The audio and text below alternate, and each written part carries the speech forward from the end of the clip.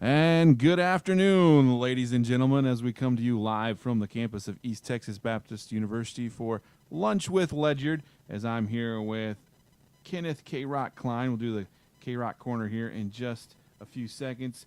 But we're not going to have Periscope today. We've had some wireless issues, so we will not be broadcasting through Periscope, but we have the ETB Sportsnet Facebook Live right here. And then if you want to watch us through ETBU, go etbutigers.com. We'll have a live feed there through our live sports link there online with Lunch with Ledyard. Today we got a student athlete lineup. We're going to be talking to two soccer players, one men, one woman, and a volleyball player coming in. But first of all, Kenneth, as we get going, man, we've got 5 people live on Facebook Live already. I feel Great. like the numbers need to increase more. It was at 8 at one point. Well, that's all right. We'll get more as we go. So, but we'll have them right here at our level right here so they can see you. They're looking straight at you. It's not my fault. I mean, can I help it if it's directed at me? So, our time we usually start off with is KROCK's Corner. We go over a little bit of our team's records from this last week and what's coming up and what's happening. So, KROCK, going to go down the list here. First, going to start with volleyball. Finished the season 13-14. Lost to the eventual ASC tournament champion Texas Dallas through the losers bracket. They beat Hardin Simmons twice. They went 3-2 in the tournament. Talk about volleyball. I think the only misfortune was the fact that Texas Dallas lost to Mary Hardin Baylor in the winners bracket because, I mean, had that been the other way around, we probably would have had a great chance of making it all the way to the end, to the championship game.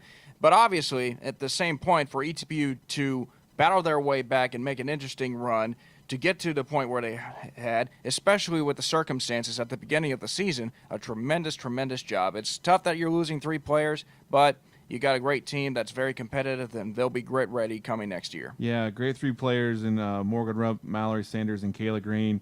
All 3 of them, all 4-year players for ETBU. And then Mallory and Morgan will both be in top 10 categories, and then Mallory was an All-American last year for ETBU. So 3 foundational players for this program that have done well the last 4 years. Looking at cross country, Shelby Taylor, Spencer, and Shelby Sparks going to Mount Berry, Georgia for the regional meet this weekend. I tell you what, I mean, we expected Shelby Taylor Spencer to get in, but we're also excited for Shelby Sparks. She didn't get to run because of a family issue that happened during the conference tournament meet, but it was always nice to know that she definitely deserved the opportunity. So we're excited for both Shelbys to take part in this upcoming meet, and we wish them the best of luck. Yeah, both of them have ran, I believe, the last 2 or 3 years in the regional meet, have that experience. So it's a great way for these seniors to go out. Shelby Sparks did not get to run in the ASC championship due to a family, a death in the family, so she couldn't run. So this is her actual last meet she'll get to run. So congratulations on those 2 in their career. Looking at soccer, men's soccer didn't play last week. They finished season 99. We talked about them last week. Women's soccer made the conference tournament, 4th time in the last 5 years, and they fell to Texas Tyler 4-1 on Tuesday in the first round.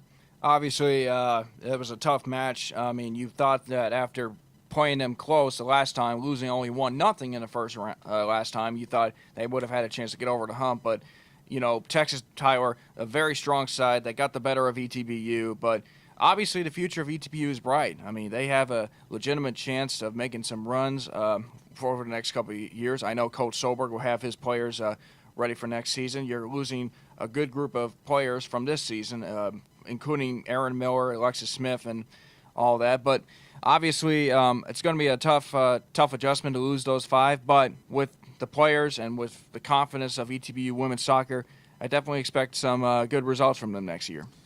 Looking at football now, 7-2 on the year. They lost to Hardin Simmons on the road in a top 25 matchup. They have Sil Ross this weekend, last game of the season, senior day. Have a chance to win 8 games on the year, which would be the second most in program history. And that would be huge. I mean, 8-2 after going 7-3 last season. This comes to show you that ETBU football, they're back. I mean, they're on the rise right now. They're I mean, there's like a little gap. It's like me with the Astros, okay? But I'll just stick it to football right now.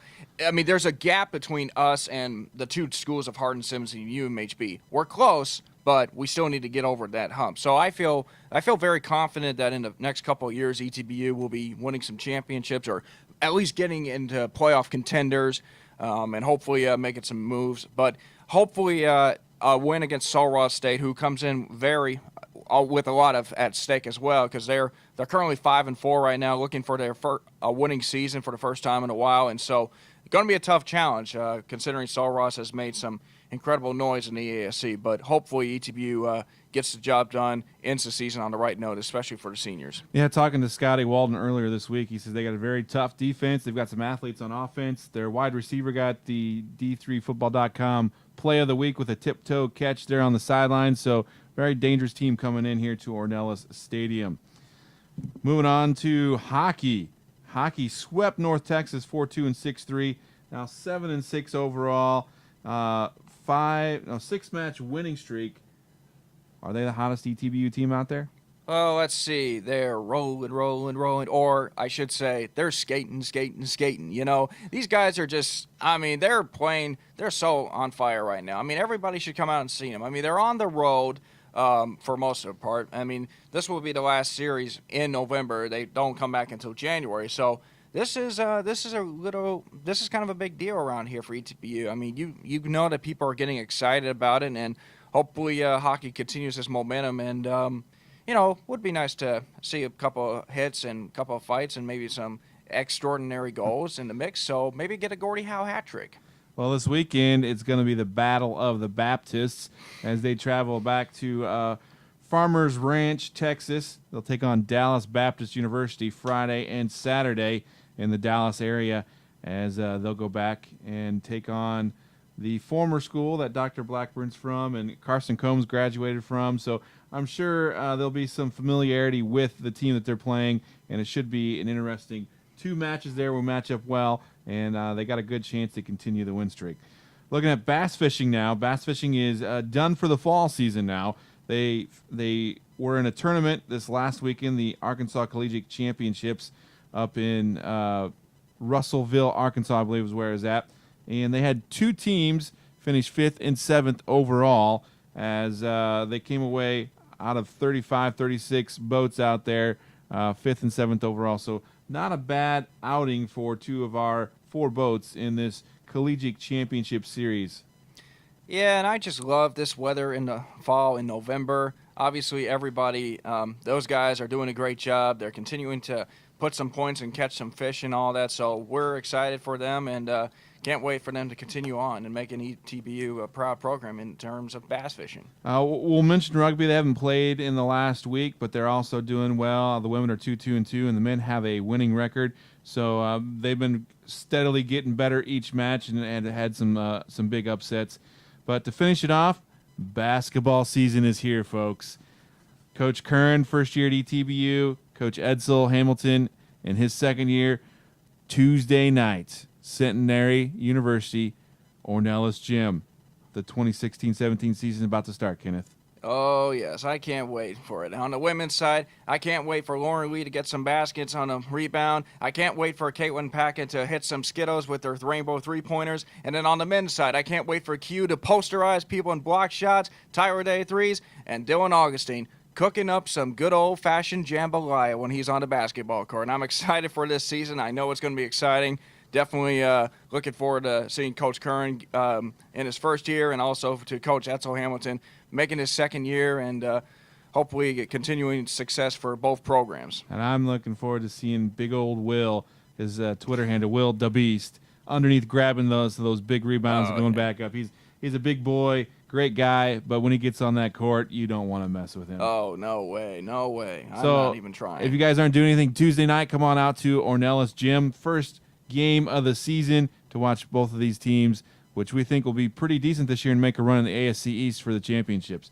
So, Kenneth, KROCK's Corner is done now. We've got our soccer players that walked in, and you're going to go over and monitor Facebook Live for us. Don't you have a fan vote to do? Oh, I always forget the van vote. This is every time. That's why I keep you around. Yeah. Do you want to announce it? We had 3, we had football. Drew Smith broke the single-season passing touchdowns record.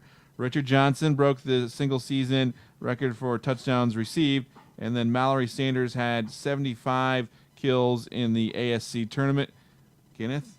Well, let me just say first off that I think the MVP would be Drew Smith because I saw a Twitter conversation where he was nominated again, and Richard Johnson was on there as well. And Richard Johnson's like, give me the votes, because Drew's already won it. And Drew's like, you know what?